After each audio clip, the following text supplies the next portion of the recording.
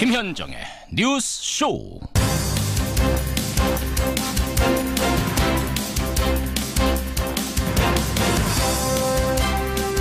이번 수요일에 무역과 북한에 대해서 중대한 성명, 완벽한 성명을 발표하겠다.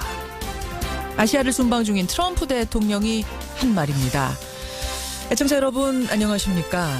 한 손에는 북한 문제, 또 한 손에는 무역 문제를 들고 한중일 3국을 압박했던 트럼프 대통령인데, 물론 자신의 순방 성과 자랑의 무대가 될 수도 있겠습니다만 최근에 김정은과 친구가 되고 싶다 이런 말을 한 걸로 미루어 볼 때 전향적인 깜짝 성명이 나오는 건 아닌가 하는 기대도 있습니다. 아무튼 미국 대통령, 중국 주석, 북한 위원장의 한마디 한마디에 신경을 바짝 곤두세워야 하는 우리의 낀 신세가 씁쓸해지는 건 사실이네요. 우리의 분단 현실을 절절히 보여주는 사건이 어제 판문점에서 있었죠. 판문점 공동경비구역 JSA를 통해서 북한군 병사 하나가 귀순을 했습니다. 긴급 수술을 받았습니다만 총상이 워낙 심각한 상태라고 합니다. 이 소식부터 김현정의 뉴스쇼 출발합니다.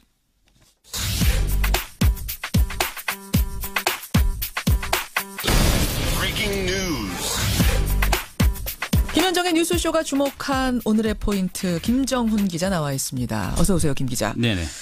북한군 귀순 병사, 지금 수술 후 상태가 어떤 건가요? 네, 해당 병사가 귀순 과정에서 총상을 입었고요. 바로 병원으로 옮겨져 수술을 받았지만 아직 중태입니다. 의식을 회복하지도 못한 것으로 알려져 있고요. 수술은 2011년이죠. 아덴만 연명 작전에서 해적에게 총격을 당한 석혜균 성장을 살려낸 그 이국종 교수가 맡았거든요. 이국종 교수. 네, 해당 병사는 현재 그 수원 아주대병원에 머물고 있는데 그 병원 주변에는 병원 관계자 또 군 관계자에 의해서 보안 경비가 이루어지고 있는 상황이네요. 앞서 어제 오후 3시 30분이죠. 그 해당 북한군 병사가 북한 판문점 우리 측 구역으로 귀순을 했습니다. 이 과정에서 북한 측이 총격을 가해서 어깨와 팔꿈치 그리고 폐와 복부에 67발의 총상을 입었죠. 총상을 입은 채 발견이 된 거죠, 그러니까. 그렇습니다. 아무튼 정확한 경위는 해당 병사가 의식을 찾아야 확인할 수 있을 것으로 보입니다. 이에 대해서 아직 북한은 아무런 입장을 밝히고 있지 않은데요. 북핵 위기가 최고조에 이르렀다가 다시 잠잠해진 최근 국면에도 어떤 영향을 끼칠지 주목되네요. 이 부분은 속보가 들어오는 대로 저희가 더 전해드리기로 하고요. 일단 다음 포인트 가죠. 네, 국정원장 잔혹사입니다. 간밤에 이병기 전 국정원장까지 체포가 됐습니다. 그렇습니다. 오늘 새벽에 이병기 전 국정원장을 검찰에 체포를 했는데요. 이 전 원장은 국정원장 특수활동비를 청와대에 상납한 혐의를 받고 있죠. 검찰은 남재준 전 원장 시절에 한 월 5천만 원 정도 된 상납액이 이 전 원장을 거치면서 2배 정도로 늘어난 것으로 이렇게 파악을 하고 있습니다. 앞서 이병기 전 원장은 어제 검찰에 출석하면서 취재진한테 국정원 자금이 청와대에 지원된 문제에 대해서 송구스럽게 생각한다 이렇게 언급을 했거든요. 혐의를 대체로 인정하는 취지로 들리네요. 그래요. 사실 특수활동비 상납은 이병기 전 원장만의 문제가 아니지 않습니까? 네. 그래서 남재준 이병호 전 원장은 이미 검찰에서 소환돼 조사를 받았고요. 이들이 박근혜 전 대통령 측에 상납한 돈은 모두 40억 원에 달하는 것으로 조사가 되고 있죠. 그렇죠. 그리고 이들의 선배격인 원세훈 전 국정원장은 선거법 또 국정원법 위반으로 징역 4년을 받고 수감 중이거든요. 이명박 박근혜 정부 당시 국정원의 30대부터 33대 원장 모두가 법의 심판대에 서게 되는 상황입니다. 국정원장 잔혹사, 오늘 이렇게 제목 붙인 신문이 있던데 남재준, 이병호, 이병기 거기에 원세훈 전 원장까지 다 체포, 구속 이런 상태가 됐습니다. 국정원 바로서기 과정 지켜보기로 하고요. 다음 포인트 가죠.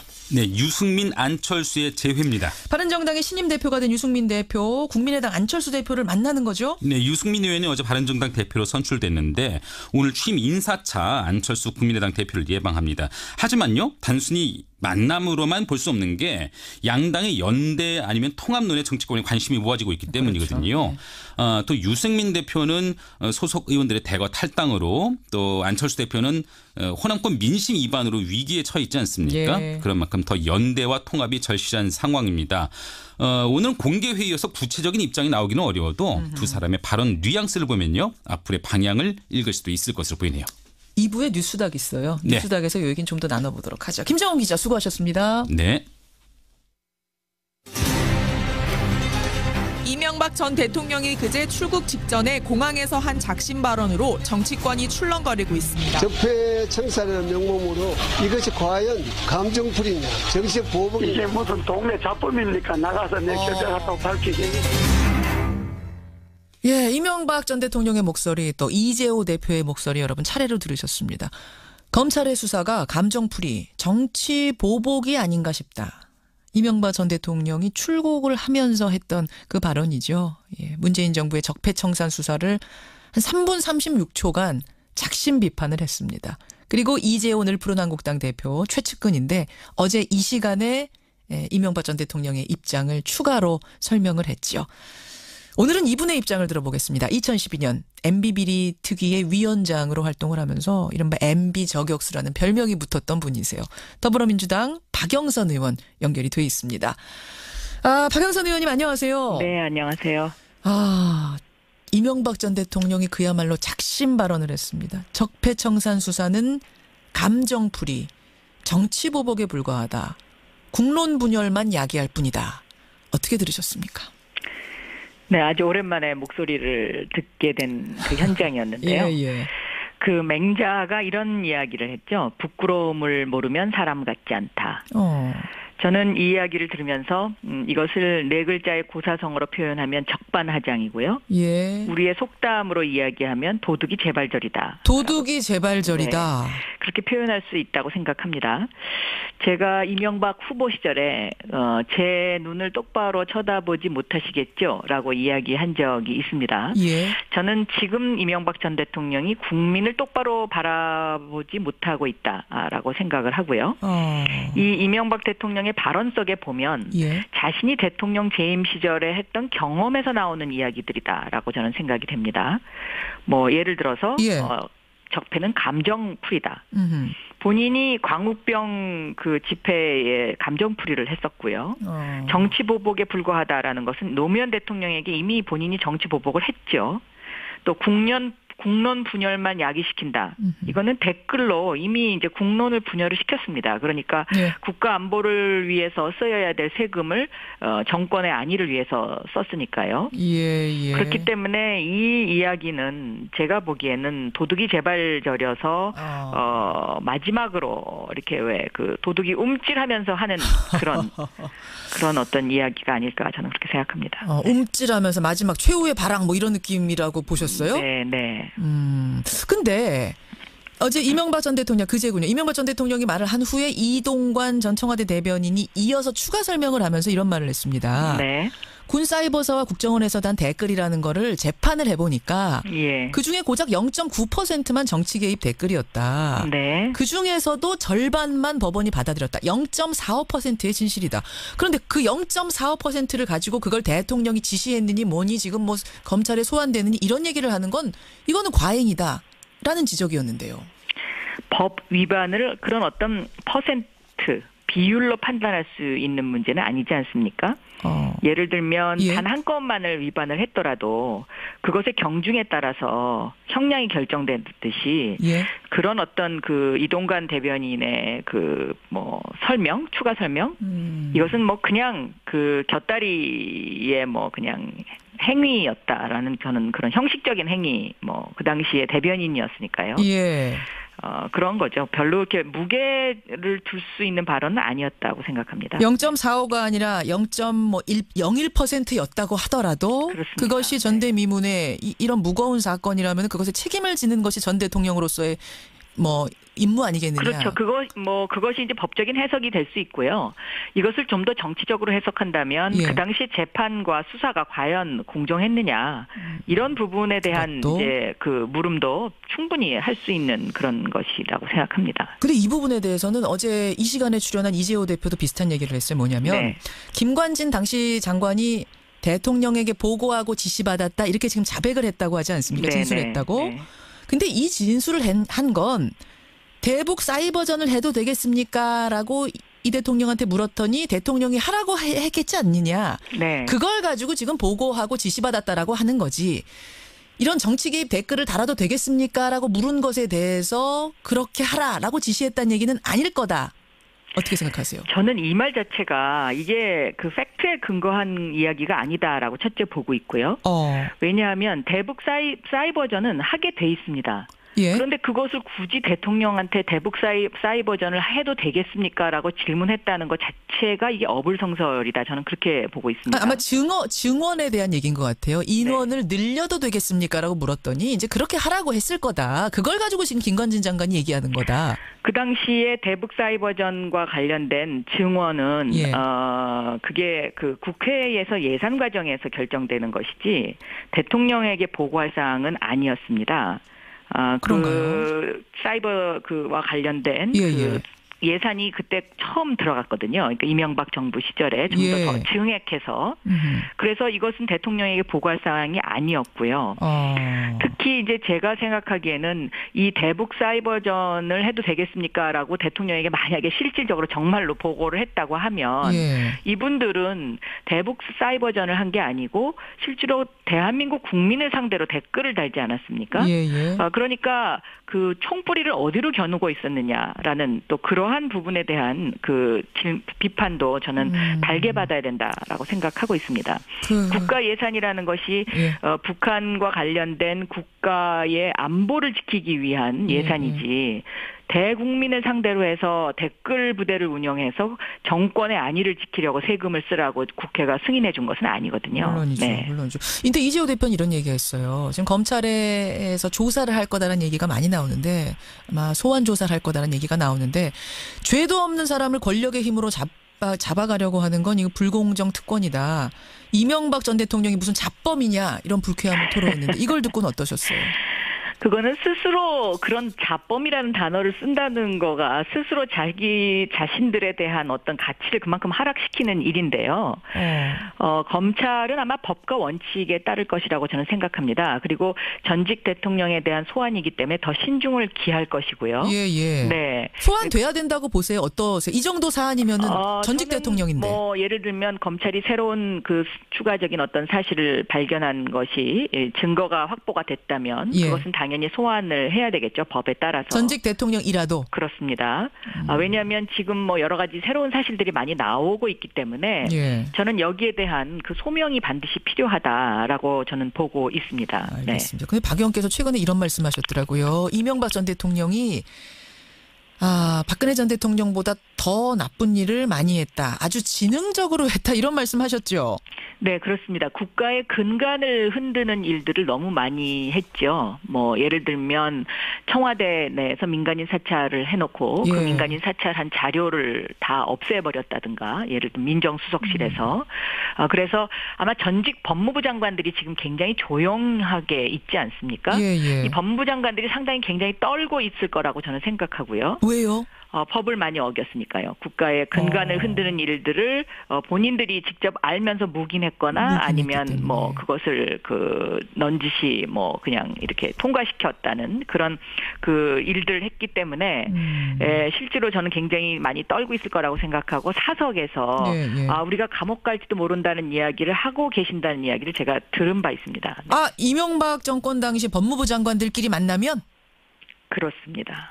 법무부 장관들끼리라기보다는 그 법무부 장관과 관련된 법조계 인사들, 친구분들, 뭐 이런 분들의 전언에 의하면. 당시 법무부 장관이 나 감옥 갈지도 몰라라고 이런 이야기를 사석에서 하더라 걱정을. 그렇습니다. 왜냐하면 정말 실질적으로 법을 너무 많이 어기지 않았습니까? 뭐 예를 들면 간첩 조작 사건도 있었고요.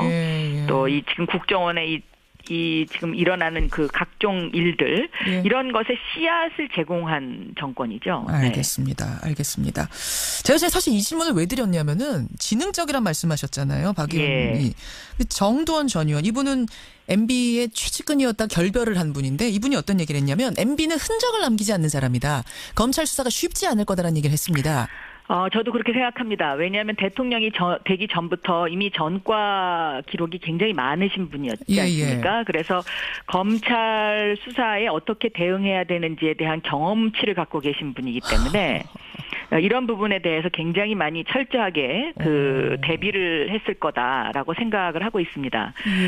그래서 지금 국민들의 어떤 그 우려도 상당히 있다고 생각하는데요. 예. 그러나 저는 검찰을 믿어야 된다고 생각하고 다만 제가 한 가지 우려가 되는 것은 아직도 검찰 내부에 그 BBK와 관련된 핵심 그 당시에 수사 검사 이른바 정치 검찰이 존재하고 있습니다. 무혐의 줬던 사람들이요. 네. 그리고 MB로부터 특혜를 받았던 사람들이 상당히 간부에 포진하고 있는데 이 부분이 조금 우려가 되긴 합니다. 그러나 이것을 국민의 힘으로 저는 이겨내야 된다. 그리고 정의를 올바로 세우는 검찰로 거듭날 수 있는 계기가 돼야 된다라고 저는 보고 있습니다. 알겠습니다. 시간이 별로 없지만 박영선 의원 나오셨으니까 제가 이 질문 하나만 좀 드리고 끊을게요. 박 의원님. 네. 서울을 걷다 프로젝트라는 걸 진행하고 계시더라고요. 네, 3번째 했습니다. 예, 이거 어떤 건가요? 이것은 그동안 우리가 이제 서울을 너무 모르고 있지 않았냐. 그리고 서울의 장점이 많은데 이것을 우리가 그냥 너무 무시하고 있었던 것 아닌가 하는 생각에서 지금까지 3번 했습니다. 덕수궁, 정동길 그리고 성균관을 했는데 그야말로 걷는 거예요. 그렇습니다. 그러니까 예를 들면 성균관 같은 것은 그 영국의 옥스퍼드보다도 훨씬 더 오래된 세계 최초의 대학인데 우리가 그것을 모르고 있었다라는 거죠. 그래서 이 서울을 보다 더 경쟁력 있는 도시, 매력 있는 도시로 만들기 위해서 우리가 함께 걸어보자. 뭐 이런 겁니다. 네. 그래서 이런 이제 서울에 대한 관심, 적극적인 프로젝트도 하고 이러시는 걸 보니까 서울시장 출마하시는 건가? 이런 얘기들 나와요. 혹시 결심하셨어요? 마음의 준비는 하고 있습니다. 아직 뭐 최종적인 결심은 안 했지만 마음의 준비는 하고 있고 또 제가 도시지리학을 전공을 했는데 예를 들면 서울이 이제 그 강북이 궁궐 도시인데 이런 궁궐 도시의 특색을 좀 더 살려서 서울을 뭐 런던이나 뭐 도쿄나 뉴욕보다 더 경쟁력 있는 도시로 만들고 싶다 하는 그러한 어떤 그 소망 같은 것은 있습니다. 그렇군요. 네. 이 마음의 준비는 했다란 말씀은 공식 선언만 안 했지 결심은 했단 말씀이시네요. 각오는.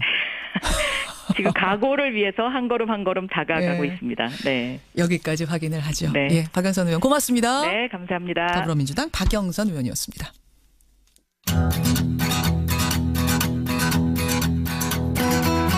김현정의 뉴스쇼는 청취자 여러분의 참여로 이루어집니다. 트위터, 페이스북, 레인보우 게시판, 그리고 단문 50원, 장문 100원의 유료 문자 샵 1212, 우물정 1212 통해 참여하실 수 있습니다.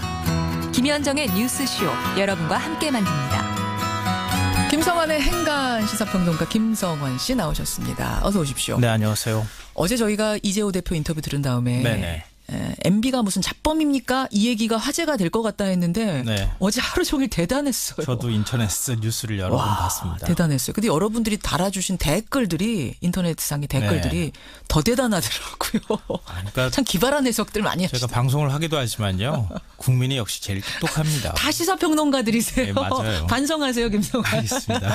오늘 행간에서 뭐 가지고 오셨습니까? 요즘 청와대 국민청원 게시판이 아주 큰 화제입니다. 문재인 대통령 취임 100일이던 지난달 19일 처음 문을 열었는데요. 한 달이 채 안 된 기간 동안 무려 4만 1,700건이 넘는 국민청원이 쏟아져 들어왔습니다. 4만 1,700건이요? 네. 하지만 논란도 좀 적지가 않은데요. 직접 민주주의 실현이다. 아니다. 이건 여론몰이다. 이 긍정과 부정평가가 엇갈리고 있습니다. 이 폭발적인 관심과 함께 찬반 논란에 휩싸인 국민청원 게시판. 이 뉴스의 행간을 좀 살펴볼까 합니다. 이 청원 게시판은 미국 백악관의 청원 게시판 위더 피플을 모델로 한 거죠. 예, 맞아요. 우리가 독도 문제나 뭐 동해 이 이름 명칭 지정하는 문제 가지고 청와대 게시판, 백악관 게시판에다가 온라인 글 올립시다 이런 운동하기도 했었잖아요. 바로 그 게시판입니다. 2011년 백악관이 만들어서 아주 큰 인기를 모았는데요. 운영 방식은 백악관과 조금 다릅니다. 이 백악관은 추천이 10만 명이 넘어야 이 책임 있는 답변을 내놨는데 추천수 10만 명 넘으면 백악관이 무조건 어떤 식으로든 답변을 해야 돼요. 근데 우리는 30일 동안 20만 명을 넘어야 합니다. 20만, 2배네요. 그래서 기준이 좀 더 까다롭다 이런 지적을 받고 있습니다. 근데 지금까지 이 기준을 충족한 청원이 3건이 있었는데요. 청소년 보호법 폐지, 낙태죄 폐지, 조두순 출소 반대 이겁니다. 이 세 가지. 이 가운데 청소년 보호법 폐지 청원은 소년법을 바꿔서 청소년 범죄를 해결하는 것은 올바른 방향이 아니다. 이런 부정적인 답변이 나온 상태고요. 나머지 청원은 이제 2건은 답변을 기다리고 있는 중입니다. 이 외에도 이명박 전 대통령 출국 금지, 주치 감형 폐지, 동반자 등록법 등 2만 8천여 건의 청원이 현재 20만 명이 채워지길 기다리고 있는 상황입니다. 폭발적인 관심을 모으고 있습니다. 이 청와대 국민청원 사이트. 이 뉴스의 행간 이면 들여다보죠. 첫 번째 행간은 국민은 소통에 목말라하고 있다입니다. 그러니까요. 국민청원 사이트 직접 올려서 무언가 소통하는 사이트가 이렇게까지 큰 인기를 모을 줄은 몰랐어요. 네, 맞아요. 아마 청와대도 깜짝 놀랐을 것 같다는 생각이 드는데요. 이명박 박근혜 이 보수 정부 시절을 상징하는 말이 뭘까요? 불통, 맞아요. 유체 이탈 이거였을 겁니다. 그러니까 불통 정치에 그동안에 국민들이 좀 질렸다고도 볼 수 있습니다. 그만큼 소통을 간절히 원하고 있다는 뜻이 되는 건데요. 이 과거 정부 시절에 보면은 대통령은 마치 상황처럼 모든 책임에서 자유로운 사람처럼 장관들만 막 야단치잖아요. 그럼 대통령은 무슨 일 했느냐 이런 질문들이 당연히 나올 수밖에 없었고요. 그렇죠. 국민이 어떤 요구를 내놔도 그거에 대해서 묵묵부답 그냥 무시하는 그런 전략들을 많이 썼습니다. 뭐 여기에다가 정보기관을 활용해서 여론공작까지 시도했다 이런 말까지 나와서 많은 분들이 놀라고 있는데요. 하지만 지금은 시대가 달라졌지 않습니까? 그러니까 촛불 시위 탄핵 사태를 거치면서 국민의 목소리가 쏟아져 나오기 시작한 거죠. 여기에 청와대가 직접 소통할 수 있는 창구를 만들어주니까 폭발적일 수밖에 없다. 갑자기 국민의 소통 욕구가 폭발할 수밖에 없는 거죠. 자, 그게 첫 번째 행간. 두 번째는 뭡니까? 두 번째 행간은 청와대 청원은 국민의 권리다입니다. 권리다? 네. 이 청원법이라고 있어요. 청원법 4조에 청원할 수 있는 조건이 아예 명시가 콱 돼 있습니다. 법에 청원법이라는 게 따로 있어요? 맞아요. 이 피해 구제부터 징계 요구, 법률 조례 개정 등등해서 국민들이 이런 청원을 낼 수가 있도록 돼 있습니다. 그걸 청와대가 청원 게시판이라고 하는 형태로 구체화시켰다고 볼 수 있는 거예요. 그런데 이런 권리를 여론몰이로 자꾸 인식하거나 그렇게 여론몰이라고 몰고 가는 경향들이 나타나는데요. 이명박 전 대통령이 바레인으로 출국하던 날 함께 동행했던 이동관 전 홍보수석이 뭐라고 했습니까? 국민 청원 출국 금지 청원을 올린 것들을 두고 대한민국 국격과 품격을 지켜달라 이렇게 야단치듯이 얘기를 했어요. 아, 청원 올리신 분들 대한민국의 국격과 품격을 지켜주십시오. 네. 과연 이렇게 연결할 수 있는 사안인지 오늘 아침에 제가 들어가 보니까 청원이 한 8만 몇천 건 정도 들어와 있어요. 아직 20만 건도 못 채웠어요. 근데 이런 말을 과연 할 수 있는가 하는 부분이고요. 이재호 대표 아까 말씀하셨지만 뉴스와 인터뷰에서 이런 말 했잖아요. 대한민국 국민이 5천만 명인데 이 가운데 8만 명은 많은 수도 아니고 열혈 여권 지지자들이라 신경 쓸 것도 없다. 네, 그런 뉘앙스 얘기했습니다. 청원은 국민의 권리입니다. 권리를 가지고 국민들이 얘기하는 거예요.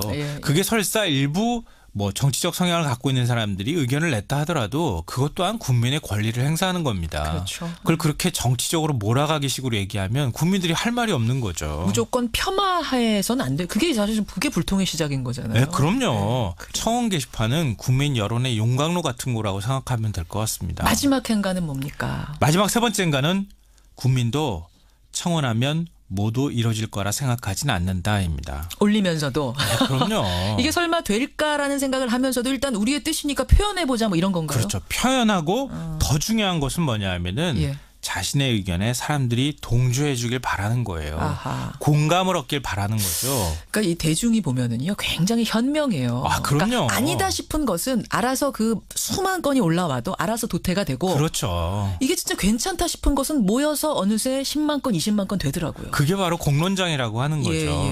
근데 이렇게 올리는 내용 중에서요 버릴 게 하나도 없는 내용들이 굉장히 많아요. 그래요? 동반자 등록법 촉구합니다. 이런 게 있는데요. 요즘에 혼자 사는 사람들 굉장히 많은데 국가가 내 가족이 되어 주십시오. 나를 보호해 줄 사람이 없으면 국가가 대신해서 보호해 줘야 되지 않습니까? 라고 하는 의견도 있고요. 결혼 후에 여성들의 호칭을 개선을 좀 해 주십시오라고 하는 청원도 있는데요. 시댁한테 호칭은 대부분 님자가 들어가는데 왜 장모, 장인, 처제, 처형은 님자를 안 붙이느냐. 그런 청원도 있어요? 네, 그런 것도 있어요. 이야, 기발한데요. 미처 그러니까 생각하지 못했던 그렇죠. 괜찮네요. 이런 것들에 공감을 얻는 게 훨씬 더 중요하다는 겁니다. 여기까지 오늘의 행간 김성환 씨 수고하셨습니다. 네, 박정 교수. 네, 해당 병사는 현재 그 수원 아주대병원에 머물고 있는데 그 병원 주변에는 병원 관계자 또 군 관계자에 의해서 보안 경비가 이루어지고 있는 상황이네요. 예. 앞서 어제 오후 3시 30분이죠. 그 해당 북한군 병사가 북한 판문점 우리 측 구역으로 귀순을 했습니다. 예. 이 과정에서 북한 측이 총격을 가해서 어깨와 팔꿈치 그리고 폐와 복부에 67발의 총상을 입었죠. 총상을 입은 채 발견이 된 거죠, 그러니까. 그렇습니다. 예. 아무튼 정확한 경위는 해당 병사가 의식을 찾아야 확인할 수 있을 것으로 그렇겠네요. 보입니다. 그렇겠네요. 예, 이에 대해서 아직 북한은 아무런 입장을 밝히고 있지 않은데요. 북핵 위기가 최고조에 이르렀다가 다시 잠잠해진 최근 국면에도 어떤 영향을 끼칠지 주목되네요. 예, 뭐 이 부분은 속보가 들어오는 대로 저희가 더 전해드리기로 하고요. 일단 다음 포인트 가죠. 네, 국정원장 잔혹사입니다. 간밤에 이병기 전 국정원장까지 체포가 됐습니다. 그렇습니다. 오늘 새벽에 이병기 전 국정원장을 검찰 체포를 했는데요. 이 전 원장은 국정원장 특수활동비를 청와대에 상납한 혐의를 받고 있죠. 검찰은 남재준 전 원장 시절에 한 월 5천만 원 정도 된 상납액이 이 전 원장을 거치면서 2배 정도로 늘어난 것으로 이렇게 파악을 하고 있습니다. 앞서 이병기 전 원장은 어제 검찰에 출석하면서 취재진한테 국정원 자금이 청와대에 지원된 문제에 대해서 송구스럽게 생각한다 이렇게 언급을 했거든요. 예. 혐의를 대체로 인정하는 취지로 들리네요. 그래요. 사실 특수활동비 상납은 이병기 전 원장만의 문제가 아니지 않습니까? 네. 그래서 남재준 이병호 전 원장은 이미 검찰에서 소환돼 조사를 받았고요. 예. 이들이 박근혜 전 대통령 측에 상납한 돈은 모두 40억 원에 달하는 것으로 조사가 되고 있죠. 그렇죠. 그리고 이들의 선배격인 원세훈 전 국정원장은 선거법 또 국정원법 위반으로 징역 4년을 받고 수감 중이거든요. 예. 이명박 박근혜 정부 당시 국정원에 MB 비리 특위의 위원장으로 활동을 하면서 이른바 MB 저격수라는 별명이 붙었던 분이세요. 더불어민주당 박영선 의원 연결이 돼 있습니다. 박영선 의원님 안녕하세요. 네, 안녕하세요. 이명박 전 대통령이 그야말로 작심 발언을 했습니다. 적폐청산 수사는 감정풀이, 정치보복에 불과하다. 국론 분열만 야기할 뿐이다. 어떻게 들으셨습니까? 네, 아주 오랜만에 목소리를 듣게 된 그 현장이었는데요. 예. 그 맹자가 이런 이야기를 했죠. 부끄러움을 모르면 사람 같지 않다. 저는 이 이야기를 들으면서 이것을 네 글자의 고사성어로 표현하면 적반하장이고요. 예. 우리의 속담으로 이야기하면 도둑이 재발절이다. 도둑이 재발절이다. 네, 그렇게 표현할 수 있다고 생각합니다. 제가 이명박 후보 시절에 제 눈을 똑바로 쳐다보지 못하시겠죠? 라고 이야기한 적이 있습니다. 예. 저는 지금 이명박 전 대통령이 국민을 똑바로 바라보지 못하고 있다라고 생각을 하고요. 이 이명박 대통령의 발언 속에 보면 예. 자신이 대통령 재임 시절에 했던 경험에서 나오는 이야기들이다라고 저는 생각이 됩니다. 뭐 예를 들어서 예. 적폐는 감정풀이다. 본인이 광우병 그 집회에 감정풀이를 했었고요. 정치보복에 불과하다라는 것은 노무현 대통령에게 이미 본인이 정치보복을 했죠. 또 국론 분열만 야기시킨다. 이거는 댓글로 이미 이제 국론을 분열을 시켰습니다. 그러니까 예. 국가 안보를 위해서 써야 될 세금을 정권의 안위를 위해서 썼으니까요. 예. 그렇기 때문에 이 이야기는 제가 보기에는 도둑이 재발절여서 마지막으로 이렇게 왜 그 도둑이 움찔하면서 하는 그런 어떤 이야기가 아닐까 저는 그렇게 생각합니다. 움찔하면서 마지막 최후의 바람. 30대부터 33대 원장 모두가 법의 심판대에 서게 되는 상황입니다. 국정원장 잔혹사 오늘 이렇게 제목 붙인 신문이 있던데 네. 남재준, 이병호, 이병기 거기에 원세훈 전 원장까지 다 체포 구속 뭐 이런 상태가 됐습니다. 국정원 바로서기 과정 지켜보기로 하고요. 다음 포인트 가죠. 네, 유승민 안철수의 재회입니다. 바른정당의 신임 대표가 된 유승민 대표, 국민의당 안철수 대표를 만나는 거죠? 네, 유승민 의원이 어제 바른정당 대표로 선출됐는데 오늘 취임 인사차 안철수 국민의당 대표를 예방합니다. 하지만요, 단순히 만남으로만 볼 수 없는 게 양당의 연대 아니면 통합론의 정치권에 관심이 모아지고 있기 때문이거든요. 그렇죠. 또 유승민 대표는 소속 의원들의 대거 탈당으로 또 안철수 대표는 호남권 민심 위반으로 위기에 처해 있지 않습니까? 예. 그런 만큼 더 연대와 통합이 절실한 상황입니다. 오늘 공개 회의여서 구체적인 입장이 나오기는 어려워도 두 사람의 발언 뉘앙스를 보면요, 앞으로의 방향을 읽을 수도 있을 것으로 보이네요. 2부에 뉴스닥 있어요. 네. 뉴스닥에서 요 얘기는 좀 더 나눠보도록 하죠. 김정은 기자 수고하셨습니다. 네.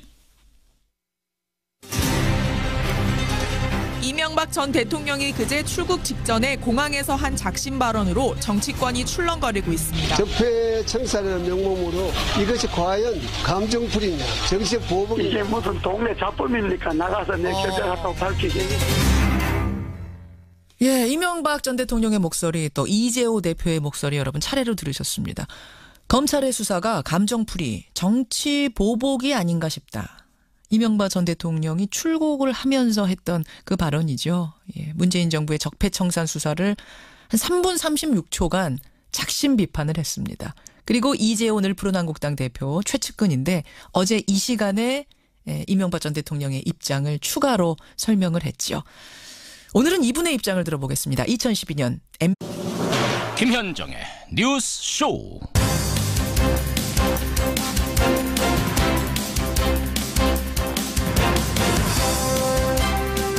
이번 수요일에 무역과 북한에 대해서 중대한 성명, 완벽한 성명을 발표하겠다.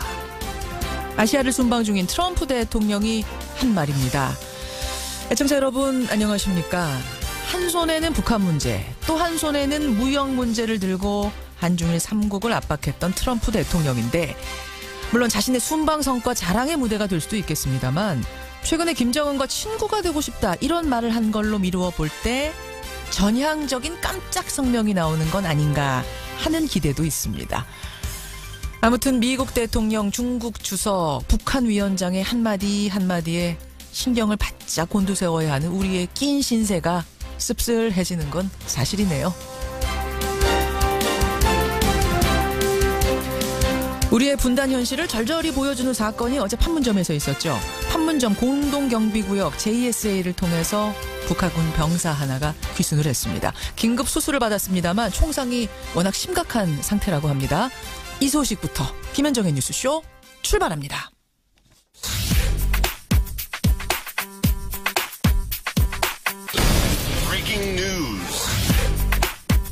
김현정의 뉴스쇼가 주목한 오늘의 포인트 김정훈 기자 나와 있습니다. 어서 오세요, 김 기자. 네네. 북한군 귀순 병사 지금 수술 상태가 어떤 건가요? 네, 해당 병사가 귀순 과정에서 총상을 입었고요. 예. 바로 병원으로 옮겨져 수술을 받았지만 아직 중태입니다. 의식을 회복하지도 못한 것으로 알려져 있고요. 예. 수술은 2011년이죠. 아덴만 연명작전에서 해적에게 총격을 당한 석혜균 성장을 살려낸 그 이국종 교수가 맡았거든요. 이거 뭐 이런 느낌이라고 보셨어요? 네. 근데 어제 이명박 전 대통령 그제군요. 이명박 전 대통령이 말을 한 후에 이동관 전 청와대 대변인이 이어서 추가 설명을 하면서 이런 말을 했습니다. 네. 군 사이버서와 국정원에서 단 댓글이라는 거를 재판을 해보니까 예. 그중에 고작 0.9%만 정치 개입 댓글이었다. 네. 그중에서도 절반만 법원이 받아들였다. 0.45%의 진실이다. 그런데 그 0.45%를 가지고 그걸 대통령이 지시했느니 뭐니 지금 뭐 검찰에 소환되느니 이런 얘기를 하는 건 이거는 과잉이다. 라는 지적이었는데요. 법 위반을 그런 어떤 퍼센트 비율로 판단할 수 있는 문제는 아니지 않습니까?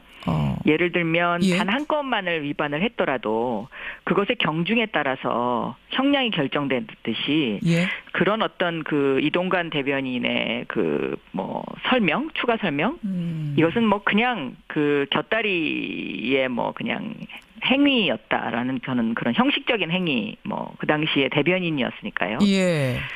그런 거죠. 별로 이렇게 무게를 둘 수 있는 발언은 아니었다고 생각합니다. 0.45가 아니라 0.01%였다고 하더라도 그렇습니다. 그것이 전대미문의 이런 무거운 사건이라면 그것에 책임을 지는 것이 전 대통령으로서의 뭐 임무 아니겠느냐. 그렇죠. 그것이 이제 법적인 해석이 될 수 있고요. 이것을 좀 더 정치적으로 해석한다면 예. 그 당시 재판과 수사가 과연 공정했느냐 이런 부분에 대한 그것도. 이제 그 물음도 충분히 할 수 있는 그런 것이라고 생각합니다. 근데 이 부분에 대해서는 어제 이 시간에 출연한 이재호 대표도 비슷한 얘기를 했어요. 뭐냐면 네. 김관진 당시 장관이 대통령에게 보고하고 지시받았다 이렇게 지금 자백을 했다고 하지 않습니까? 네, 진술했다고. 네. 근데 이 진술을 한 건 대북 사이버전을 해도 되겠습니까? 라고 이 대통령한테 물었더니 대통령이 하라고